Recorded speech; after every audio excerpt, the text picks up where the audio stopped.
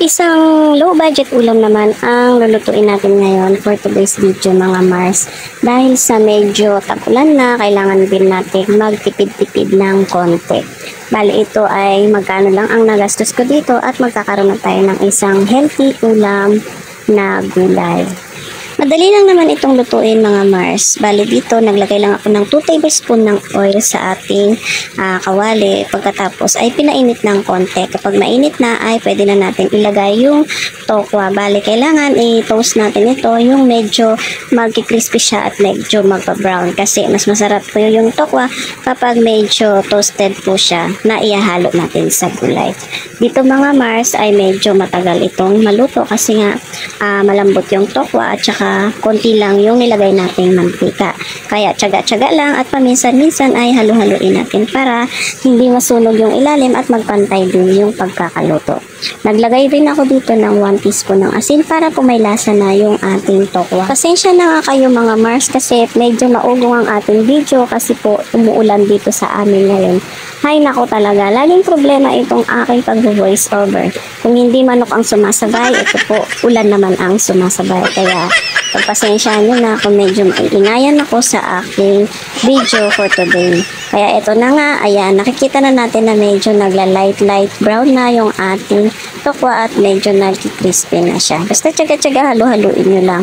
At huwag nyo rin talagang lalakasan yung apoy para hindi po siya masunog. So ayan, nakita na nga natin na okay na to. Para sa akin, okay na po to kasi medyo crispy na rin yan. So, ang susunod natin gagawin ay ilalagay na natin itong bawang at sibuyas. Bali, igigisa na rin natin siya dito sa ating tinosta na tokwa. Madali lang naman at ayan, halo-haloin lang natin yan. Yan. Kapag medyo nag-aromatic na yan, pwedeng-pwede na po yan at ilalagay na natin yung ating mga gulay na dapat na isahog sa ating recipe for today's video. Bali dito ay naglagay lang ako ng isang piraso ng carrots. Hiniwa ko lang siya ng pahaba para naman maganda ang design ng ating gulay. O, diba? Ganyan lang. Pagkatapos ay sinunod ko na yung ating toge. Ayan. Bali, nabili ko lang ito ng 20 pesos sa palengke na siguro is mga kalahating kilo yung timbang nito. Ayan, i-mix lang natin siya ng mabuti hanggang sa magsama. Pagkatapos ay tinimplahan ko lang siya ng isang pack ng oyster sauce. Then, konting seasoning. Kung ayaw nyo mag-seasoning, okay lang. Pwede na ang salt and pepper. Tapos, ayan, naglagay ako ng paminta. Yan. So, halo-haluin lang po natin. At pagkatapos ay medyo papakuluin muna natin saglit. So, kapag ganito na ay pwede na natin lagyan ng tubig. Bali, dito is 3/4 cup lang yata yung sukat nitong aking tubig na nilagay. Kasi, pag gulay po ay ayoko nang masyadong masabaw. Yan, ganyan lang. Gusto ko lalabas talaga yung lasa niya doon lang sa katas ng gulay.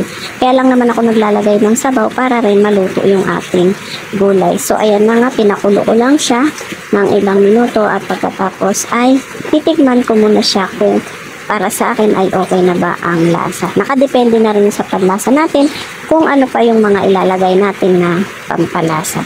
At para naman sa akin ay okay na, kaya eto, pwede na nating i-off yung ating kalan at luto naman na ito. Wag lang natin i-overcook ang gulay para hindi po maalis yung sustansya niya. So, diba? O ito, nakaluto na naman tayo ng isang tipid version ulam na healthy na, masarap pa, at mura lang yung mga nagastos natin. O, diba mga Mars? So, paano mga Mare? Ayan na muna ang ating for today's video na sana ay nagustuhan nyo at itry nyo rin ito. Budget-friendly ulam lang po ito mga Mars at napaka-healthy din naman. So, paano po yan? Bye now. Until my next vlog.